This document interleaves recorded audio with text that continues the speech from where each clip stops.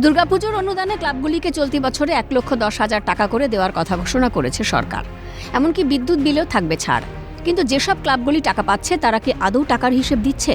অনুদানের টাকা কিভাবে খরচ হচ্ছে তার কোনো হিসেব পাওয়া যাচ্ছে কিনা সোমবার সেই প্রশ্নই তুলল কলকাতা হাইকোর্ট। উল্লেখ্য, প্রতি বছর দুর্গাপুজোর অনুদানের অঙ্ক একটু একটু করে বাড়াচ্ছে রাজ্য সরকার। মুখ্যমন্ত্রী মমতা বন্দ্যোপাধ্যায় পুজোর অনুদান ঘোষণা করার পরই আদালতে নতুন করে মামলা হয়। সোমবার বিচারপতি সুজয় পাল ও বিচারপতি স্মিতা দাস দের ডিভিশন বেঞ্চে ছিল সেই মামলার শুনানি। দুর্গাপুজোর অনুদান নিয়ে গত বছর পর্যন্ত কতগুলি ক্লাব হিসেব দিয়েছে, কারা দেয়নি তার বিস্তারিত তথ্য জানাতে রাজ্যকে 48 ঘণ্টা সময় দিল হাইকোর্ট। মামলাকারীর পক্ষে আইনজীবী বিকাশ রঞ্জন ভট্টাচার্য ও নন্দিনী মুখোপাধ্যায় বলেন, 10 অক্টোবর 2018 প্রথম হাইকোর্ট নির্দেশ দেয়, যেখানে বলা হয় কমিউনিটি পুলিশিংয়ের জন্য দেওয়া হয়েছে।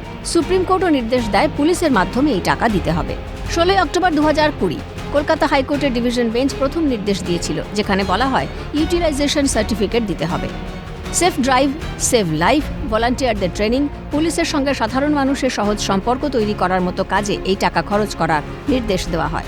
করোনা প্যান্ডেমিকের সময় বলা হয় মাস্ক, স্যানিটাইজার দেওয়ার জন্য টাকা দেওয়ার কথা বলা হয়। হাইকোর্ট নির্দেশ দেয় লক্ষ্মী পুজোর পরই রাজ্য পুলিশের ডিজি ও কলকাতা পুলিশের ডিরেক্টর জেনারেলকে ইউটিলাইজ সার্টিফিকেট দিয়ে জানাতে হবে টাকা খরচের হিসেব। রাজ্যের তরফে এজির দাবি, অনুদান দেওয়ায় কোনো কোর্ট আপত্তি করেনি, তাই পুজোর পরে এর শুনানি হোক। কথা শুনে আপত্তি জানান বিচারপতি সুজয় পাল। বিচারপতি সুজয় পাল বলেন, পুজোর পরে মামলার শুনানি করলে মামলার উদ্দেশ্য তো ব্যর্থ হবে। আপনি হলফনামা দিন, তারপর শুনানি হোক। যে সমস্ত পুজো কমিটি ইউটিলাইজেশন সার্টিফিকেট দেয়নি তাদের টাকা দেওয়া বন্ধ করে দিন। আদালত জানিয়েছে, পুজোর পরে আর এই মামলার গুরুত্ব কি?